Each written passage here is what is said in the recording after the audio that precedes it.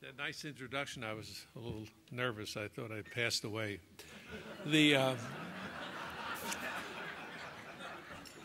But I was okay. I pinched myself. It was okay. I'm here. Look, I'm happy to be here today. I really don't have a prepared speech.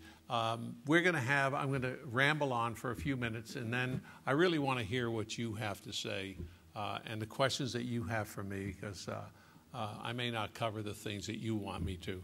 You know, I was here this morning to hear the speech of the governor, and then I went back to my office, and I got two pieces of mail today that I thought were very interesting. Number one was a letter and a picture from a doctor who said, "You're not going to believe this, but I'm in practice," and he told me where.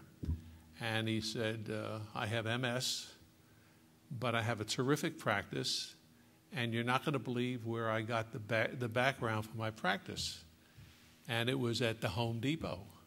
While he was going to college, he worked at the Home Depot part-time all summers, and then during the year he worked whenever he could get hours during it.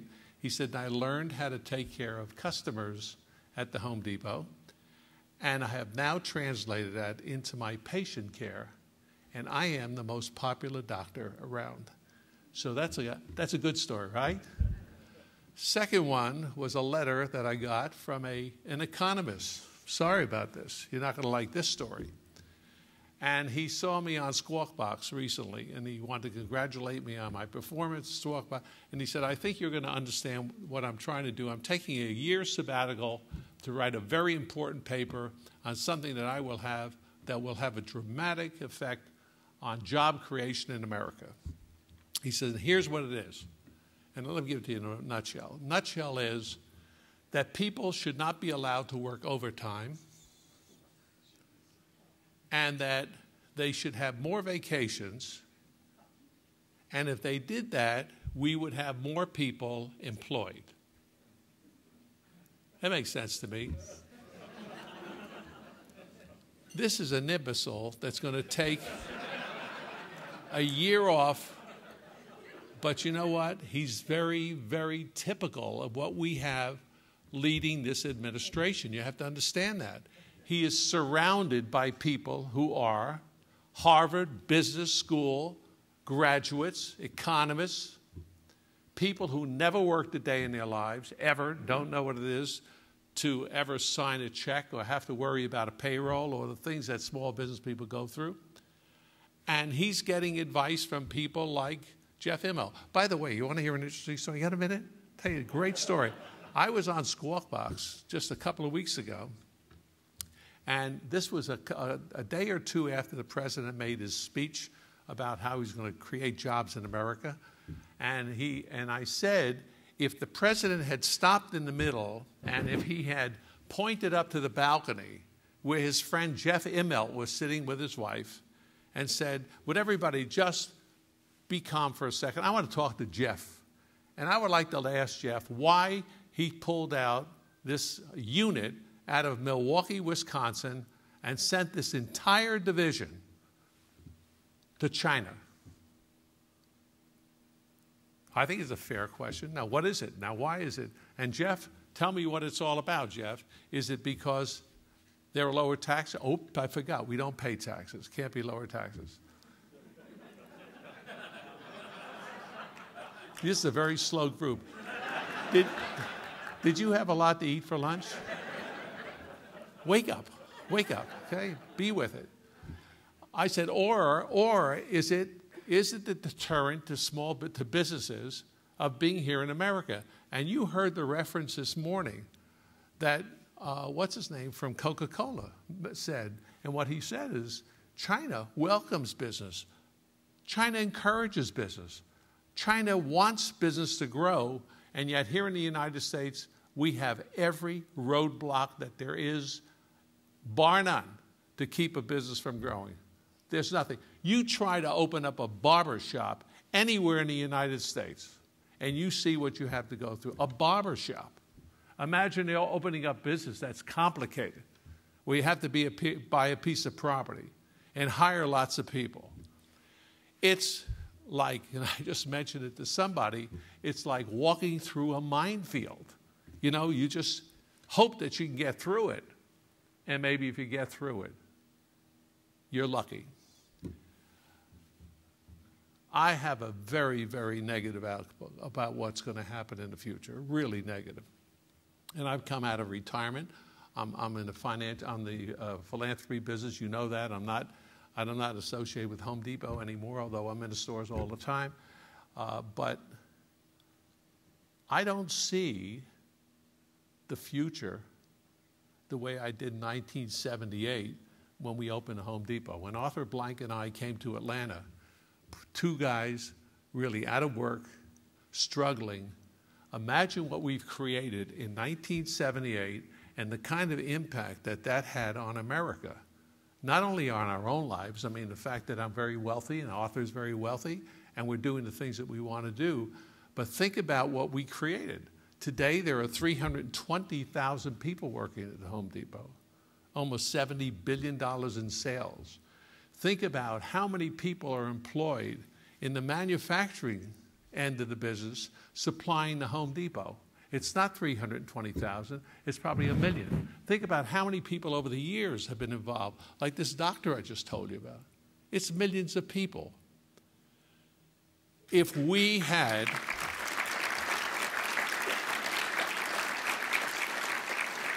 but think about this.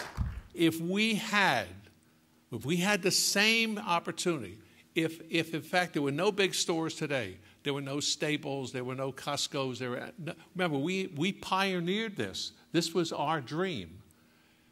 If the same thing happened today, the Home Depot would open with 4 stores, and maybe we'd have 8. How sad is that? How sad for the millions of jobs that we created, the wealth that we've created with shareholders. You know, we had about 4,000 employees. I will tell you, out of the 4,000 employees I'm going to mention right now, 80% had high school diplomas. Only 20% had college diplomas. They became millionaires. How could that happen if the Home Depot hadn't started in 1978? Thank you, God, for putting me back then and not here. Okay? Otherwise, there'd be no Home Depot today, and there would be no jobs the way we created. So what's happening to America? What is happening? It's going in the wrong direction. And as you said, we formed this thing, Job Creators Alliance. It's business people. The president didn't come and ask me how to create jobs. I created millions of jobs. Why would he ask me? Why would he ask me? You're smarter asking the chairman of Goldman Sachs. Or Jeff Immel, who came out of Harvard, went right to GE that was formed by Jack Welch and already flying before he got his experience. He never went through the trauma of opening a business. He doesn't understand what business people are going through. He doesn't understand the pain that every businessman wakes up with every day, the fright and the fear of tomorrow, and the responsibility of knowing that he's got 100 people, 1,000 people working for him, and if he doesn't make the right decisions, that they're not going to be there tomorrow, and neither will he. This is the kind of advice the president should be getting. This is not what he's getting. He's getting advice on how to become president of the United States, period. I think that's all he's interested in, nothing more. And that's frightening for all of us. As president of the United States, he has to represent everybody, not just his interests. He's got to be able to move out of his own skin and become an American first and a Democrat or Republican second. Okay?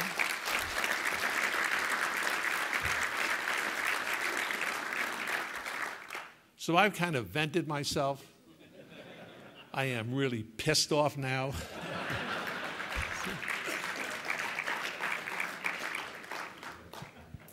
So I'm ready for your questions, okay? And who has the guts to ask me a question now? We have microphones here. Raise your hand, please. Okay, go ahead. What specific thing, if you could name one thing, do you think has put us on the wrong track for business formation? Or, in the alternative, if you think it's a more attractive question, what do you think put us on the wrong track culturally?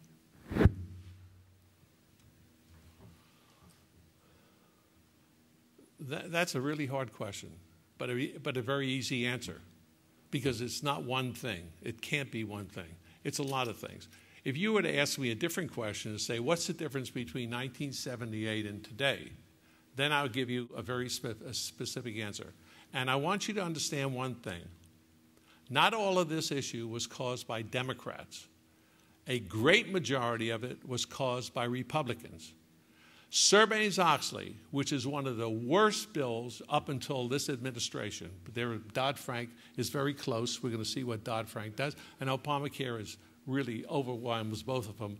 But Sarbanes-Oxley was signed by a Republican president and a Republican House and Senate, okay? So you have to understand something. You know, damn both their houses. They didn't understand what they were doing. They didn't understand the consequences of what they were doing.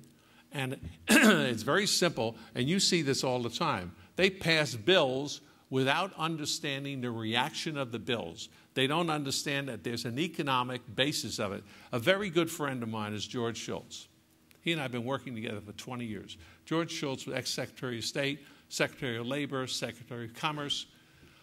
George is Secretary of State. We had a conversation once. He says, there's not a foreign leader that I don't talk to when we're working on any kind of a program with them or any kind of an agreement where I don't think about the economic basis of that agreement. He says, you know, everything boils around economics. We don't think in those terms in this country. We have an imbecile like Nancy Pelosi, and she is an imbecile. She's really stupid. To stand up in front of the American people and say, we'll know what's in the bill after we read it. My God.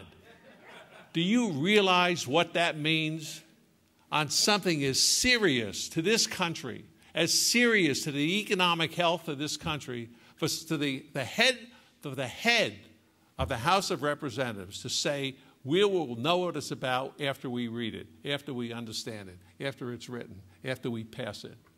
That is frightening to me. So my answer to you is very simple.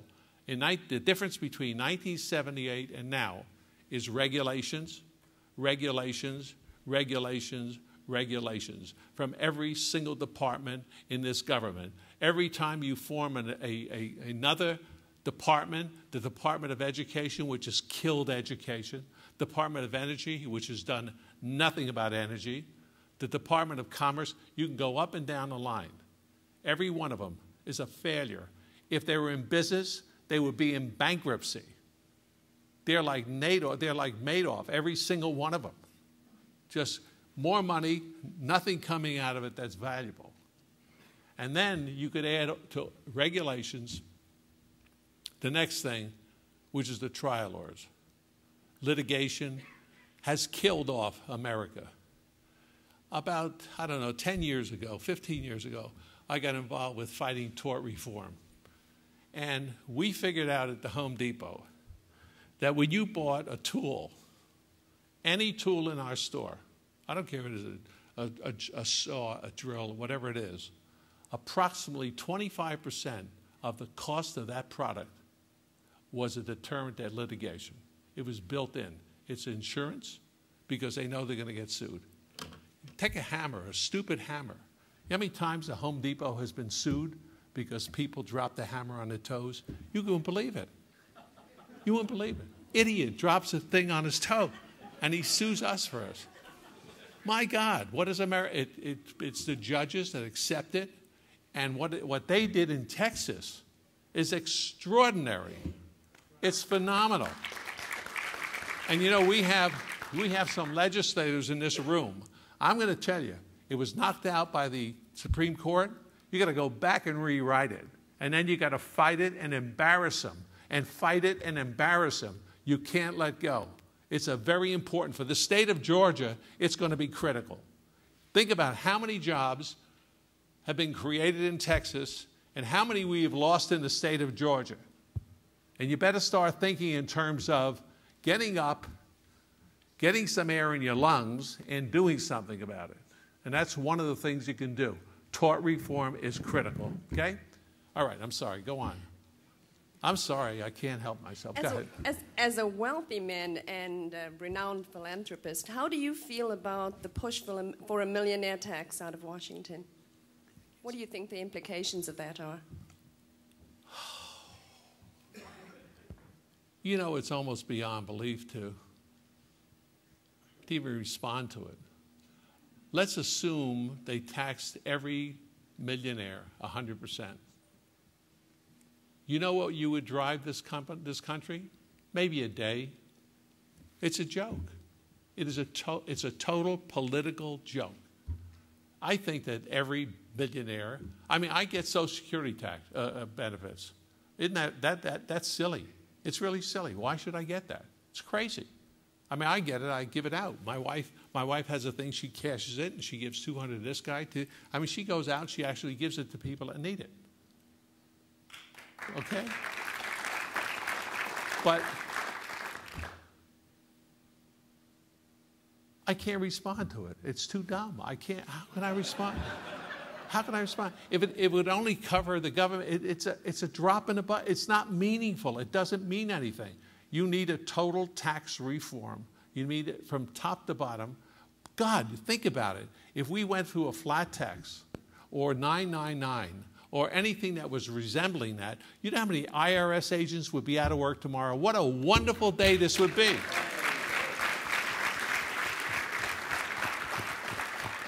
We need a guy with guts in the White House. We need a guy who comes up there and gets off the trail. And by the way, that's what Job Creator Alliance is going to be. It's going to, right now we have 1,000 businesses in a very short period of time. We got 1,000 businesses that have joined it. By the time 2012 rolls around, we're going to have 5,000 to 7,000 businesses of small business people who are saying, we've had enough of this, we're going to fight back, and we're not going to let you get away with the crap you have up to now, okay?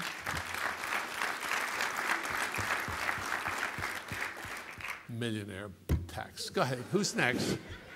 Yes. Hello, Mr. Marcus. I'm Mark Lane. I'm here with the Georgia Tea Party. And I'm a native Georgia, and I've watched you grow Home Depot, and like many folks in here have admired your philanthropy and your growth of Georgia and Atlanta and all you've done for the state. What I'd like to ask you, you've given us, we also support tax reform, healthcare reform, and several reforms, but I'd like your opinion on the Federal Reserve and its recent actions with the Great Panic and the bailout, and if you think the Federal Reserve is a good idea or a bad idea. No, the Federal Reserve is probably a good idea. I think it's become very political. It was supposed to be an independent organization. I don't believe it is. I think it's now a pawn of the president. I don't think that I would want to have congressional oversight. I don't trust the Congress. I'm sorry, guys. I just don't trust them. So, I mean, I think that we have to make sure it's independent, and when we say it's independent, that it is independent. I think it's very, very important. And I think it's very important that they be independent. And that means the word, okay?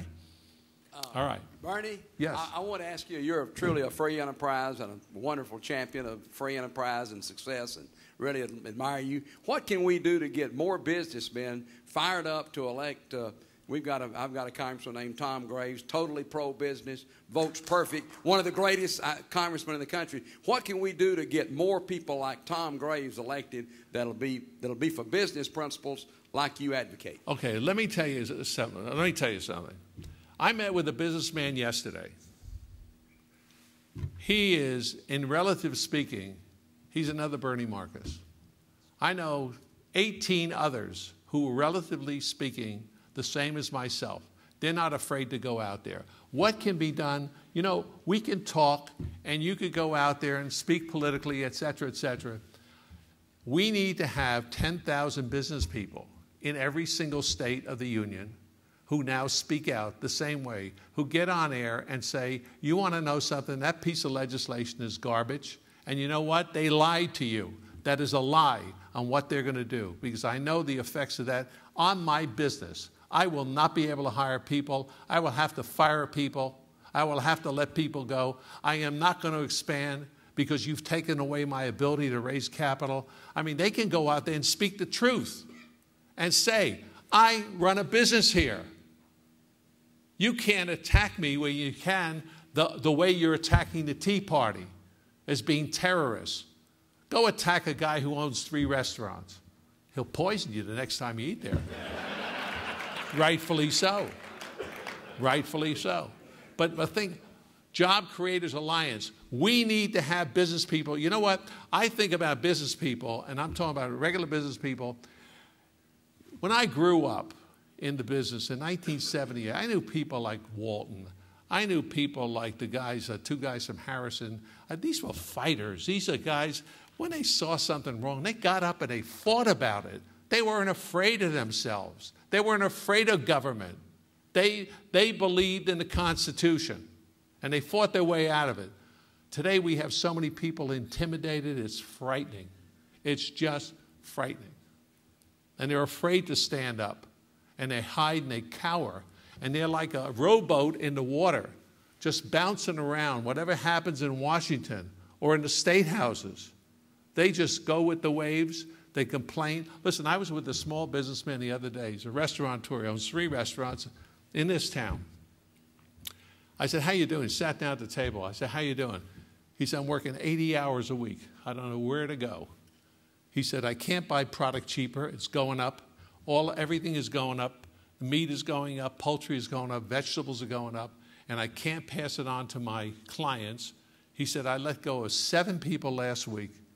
He said, and my clients are not buying the wines that they did before, and I have to sell my product cheaper. He says, where do I go? And they're talking about raising my taxes on top of it.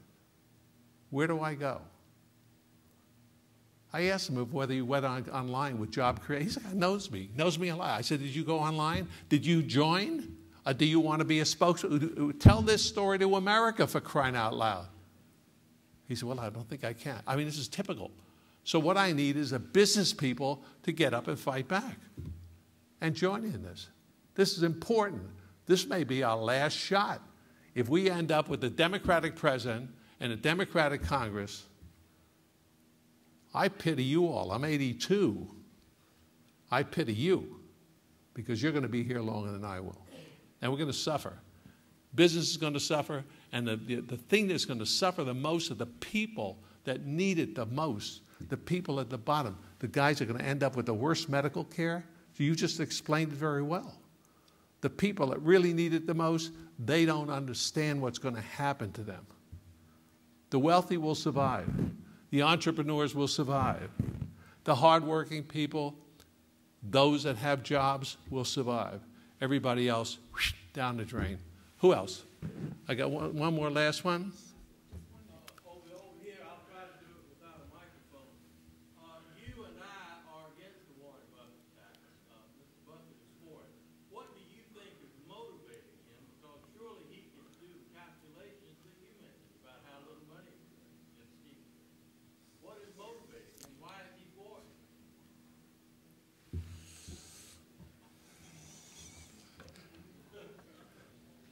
I know him, and I'm not going to answer that question. You figure it out yourself. Let's go to the next question. One last one. Mr. Marcus. Yeah. I think you probably won't like this question, but I want to ask it on behalf of everybody else in this room. Why don't you run for president?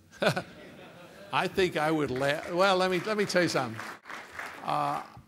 Someone posed that question to me 10 years ago, honestly, and really honestly, a delegation come to see me, and I said, you don't understand something. I would last in Washington about 13 minutes. They would probably run me out of town on the board. You know, being a politician is tough, and I appreciate we have a lot of politicians in this room. I really think you guys have the most difficult life, because you have to go around and you have to listen to nonsense coming out of people's mouths, people that you would never associate with, people that you would never listen to, and you have to smile constantly and hope that you can raise enough funding to get back in office. I think the whole capital funding thing the campaign funding thing is a disgrace. I think the United States should have a limitation on how far you can run, maybe 6 months at the most for a campaign. They have it in Europe. They have many other places where 6 months is the most you can run for. I think that we would have better politicians. I think we would have more, although you can't point to Europe as having better politicians. I think it's just such an old society that they've just worn themselves out. But I think that it would help here in the country. Okay, I think I've run my course. I've made enough enemies here. Thank you very much.